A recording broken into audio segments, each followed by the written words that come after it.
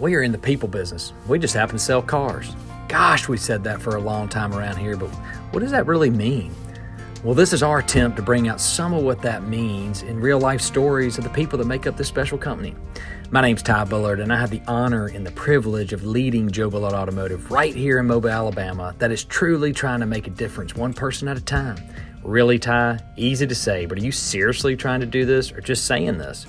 I get it, and frankly, I think it's a fair thought. But come journey with us as we open up with these people and truly get to explore their humanness that makes them difference makers. We all have a story. I do, you do, we all do, and I'm just excited to share some of these with you. Okay, enough with the intro. Let's jump in. Welcome back to another episode of JBTV. That's what we call this, Parker, who I'm about to introduce. But we are so glad to have you this morning, and I'm excited. We've had this on the calendar for a while. I've kicked it a couple times due to my schedule conflicts, but I'm excited to have you this morning, and it really kind of gives me an opportunity to, first off, get to know you better, and really kind of, like I said, the whole part of JBTV is really just to learn more about who the people that work at Joe Bullard really are. Like what makes them tick? What gets them out of the bed in the morning? Why are they here? Yeah. Maybe something about, I don't know where it goes, but we just want to kind of really dive into that, everything Parker this morning, and we'll just kind of, explore that a little bit. So first off, I would like for you just to introduce, who are you, Parker, and what are you doing here? And tell us a little about yourself. Okay, awesome. Well, hi, Ty. I'm Parker Elkins. There you go. And I've been at Joe Bullard since January 13th of last year. I love you know the date. Anyways. In the sales department. There may be some, anyways, go ahead. Okay. Yeah, we can go back on that. There may be a reason you know the date, but anyways. Yeah. So I'm at the sales department at Cadillac. Okay. And so I work for Jennifer. Mm-hmm. And let's see. I actually was here before that. Maybe that's what we're going to talk about a little bit. Yeah. But I'm in the sales department there. I'm originally from Albertville, Alabama.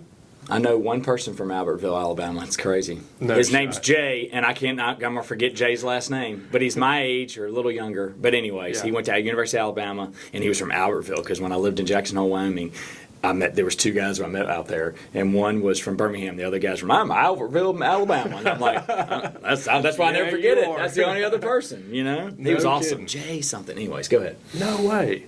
Yeah, that's where I grew up. I was born there, raised there, and what was being raised in Albertville, Alabama look like? Well, we had one high school in the whole city. Okay. So when I moved down here for college, did you have a stoplight? Stoplight in Albertville? Okay, yeah, all right, just curious. My wife grew up in Eupora, Mississippi. There's I don't know, there's a stop sign. I don't even think there's. I've never even heard of that city. Well, it's not really a city. So. I would say it's more of a community that claim themselves as a city. And she lived outside of it, 15 miles outside of it on 300 acres. That's why I asked.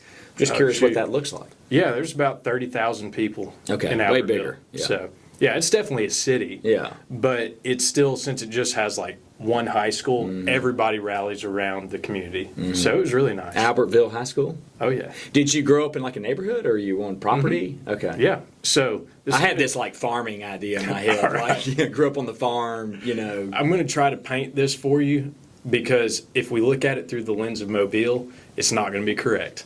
But I grew up at the Albertville Country Club. Really? So, if you're from Mobile, you're like, daggone, Parker, that's pretty nice. Yeah. Well, Albertville Country Club, it's not terrible, but it's a normal neighborhood that has a golf course in it that was owned by the city at the time. Okay. And it was the only golf course in Albertville. I would think so. Yes. Yeah. So 18 holes? Yes. Okay. Yeah. I just 18. Just 9 holes. And no driving range. Yeah. Did you grow up playing golf? I did. Okay. Yeah. So you still play golf? I do. Okay. Pretty good golfer. Do you have a handicap? I don't keep up with my handicap. Okay. All my buddies have the app. I play every Wednesday. There you go. Except for today. Which happens to be today because it's his day off, but he came in to do this. Yeah. So, do your parents still live there? Yeah. Okay. Sure do. So that's still home. Do you go back to Albertville occasionally? Yes, probably 4 times. What got you to Mobile? University of Mobile. There you go. 2010 is Did you consider going anywhere else? I did. That was one of 7 schools that I looked at. And I didn't have a career path that I wanted to pursue. I wasn't my siblings, I wasn't driven for one thing out of high school. So I just chose the school where the people were the nicest to me during my preview day. Well, I mean, that's kind of like an obvious way to choose a school. Like, this place feels good. Like, I think which a lot of people probably do that more than we think. Well, this just feels like, so. Accepting, or I feel like I fit in here, or whatever. Yeah. That's interesting. So, what was your major? Business management. No, I was the same one. I was business major. My wife makes fun of me. She's accounting major. She goes, I'm like a real major. Yeah, and I'm like, what is wrong with business management? I was like, we all just had these business classes. That I'm like, no, we learn stuff too. Just because we're not working in the general ledger every day. Doing debits and credits. But anyways, I was the same major. But you didn't really have when you say you didn't have a career path, you just didn't know what field you wanted to go into. Oh, for sure. Yeah. So tell us how that happened. Like, what happened after you graduated? That's a great question. So I would say it was probably 2 or 3 days after graduation, I got approached by my English teacher. And she was like, Parker, do you have plans after school? And I was like, no, not really. And she said, well, what are your plans? I said, to go work somewhere. She said, make money. Not to be, I wasn't trying to be sharp with her, but I was like, just to go work somewhere. Yeah. And right now I'm going to stay where I'm at. And at the time I was managing the coffee shop on campus. And she said, would you please go interview with my husband? And so anyway, Councilman Automotive Recycling. Oh yeah, that's right. So I went and worked for Mr. Councilman for 3 years, right after school. Interesting, because in University of Mobile, just to describe it, I mean, I think is the underclass.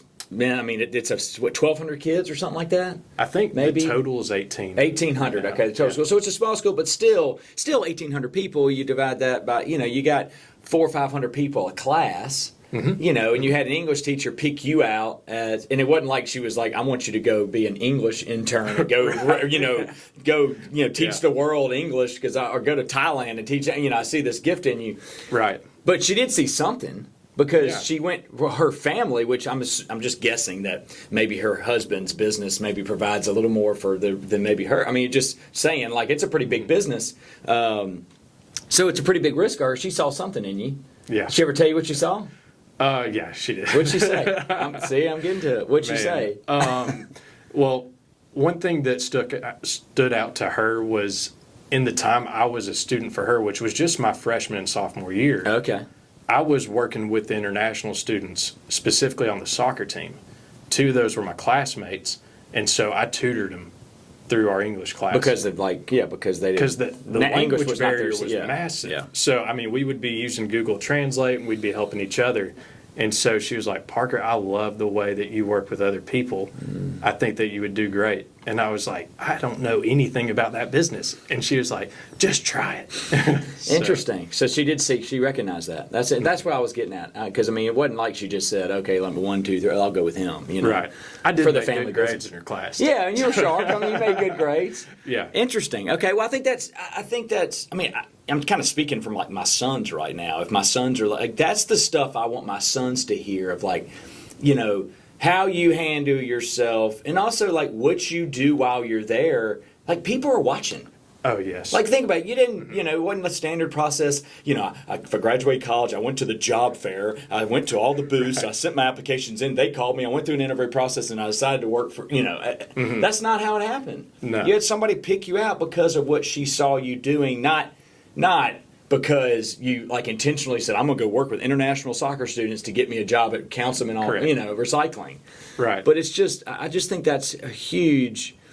I mean, for like just to think of my boys or any young person to like really hear, like it matters how you carry yourself and what what you do with your time while you're there. And so, anyways, that's super encouraging. Yeah. That's cool to hear. I'm glad we got there. Yeah. All right. So fast forward a little bit. How'd you get here? First time, how'd you get here? So I moved back home in 2018 to work for my dad. He had a lawn care company. In Albertville? In Albertville. Okay. So went back, worked for him for almost 2 years. I was about 2 months shy of 2 years. How was working in the family business? Oh, I loved it. Yeah. Good relationship with your dad? Phenomenal. Good. I mean, I'd do anything. And I just asked that, just so anybody knows family business. Yeah, we haven't talked about this. So. Yeah, exactly. We hadn't rehearsed any of this. No. Yeah, phenomenal relationship with my dad. I mean, I'd do anything for him, and I'm the only. Brothers, sisters? Yeah, 2 brothers, Okay. Both married, and then a younger sister. Okay. Yeah. Gotcha. So Yeah. go ahead. So that experience was It was great. Really? Yeah. Now, the one thing, though, that I finished my first full season working with him, and then when I got about halfway through the second, I told him, I said, Dad, I'm really comfortable here, because I was living with my parents, and I was approaching 26 years old at the time. I said, I feel like I really need to leave, because I've gotten comfortable in this stage, and I don't think it's going to be proactive for me. So, And at that point, they weren't kicking you out yet. no, They weren't behind the scenes going, thank God he finally took the baby. No, anyways, I got you. no. My mom, she's so sweet. She would tell me, she'd say, now, I know people say all the time, oh, my kids, they can't move back in with me. She's like, but Parker, if you ever need a place, I can back. imagine. And I was like, I can imagine your mom. I don't know your mom at all, but I can imagine Yeah. she's kind of that sweet, just she's sweet person super like that. sweet. But yeah, it was a good time. But at the time, the house that I'd moved out of in Mobile, I ended up coming down every time to visit. I would just stay on the couch or in their guest room. And Yeah, like one of friends those you made. roommates, Yeah, one of the roommates. was Alex Escabel, Ah. who was a salesman at Cadillac. And then he went to church with Troy Andrews and Michael Sewell. And so all 3 of them were like, dude, come back to Mobile, work at Joe Bullard Cadillac. So I came down and had an interview. I said, if you can get me an interview, I'll come down and I'll interview. And so I made a weekend trip down just to have an interview. Who'd you interview with? It was Do you remember? Jason. Jason Colbert. Yes, Yeah. yes. And him driving that Jeep Wrangler to work every day. I love that Jeep. Sorry. Really? Yes. Really? Why you bring the Jeep up? Just because it's like That was my first. I like to look at people's personalities and vehicles, which is weird because that was even beforehand. I remember what do you people mean, buy like the their cars. person, how the vehicle fits into their personality? Yeah. Kind of? Okay. Cool. Yeah, and he had a lifted Jeep with non-reflective black wheels, and I just remembered thinking, man, that's a cool Jeep. I bet that guy likes to do outdoor stuff, which I still to this day don't know. Well, we're. I want to hold that thought, and so Okay. we're gonna come back in a second. But you're kind of getting into a place I want to go, and so anyways, as it normally does, it flies by. Till next time, guys, we're going to be continued. This story with Parker will be continued here in just a minute.